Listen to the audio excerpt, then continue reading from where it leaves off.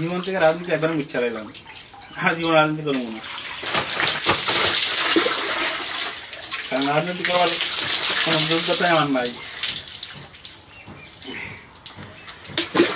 এই যুদ্ধে বসে করে বাধা করতে রাজনীতি জীবনে করতাম না।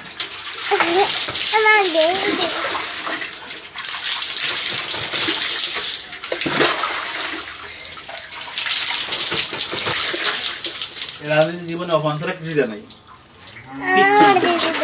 আর সব কিছু ব্যয় করছে জীবনে।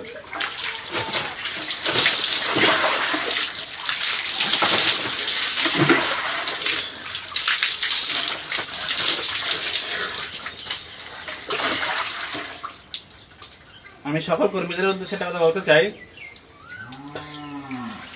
জীবনে যদি টাকা না থাকে, মামু খালু না থাকে, আর শ্বশুরবাড়ি পাওয়ার না থাকে, তাহলে রাজনীতি যান না।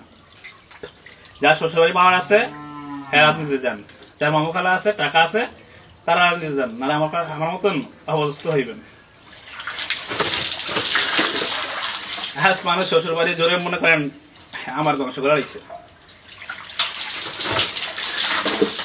যার শ্বশুরবাড়ি পাওয়ার আছে, শ্বশুরবাড়ির ক্ষমতা আছে, হ্যাঁ, সমুদ্রের সভাপতি সেক্রেটারি আছে, হেরা দেবেন রাজনীতি করতে, এছাড়া কেউ রাজনীতি করতে দেন না।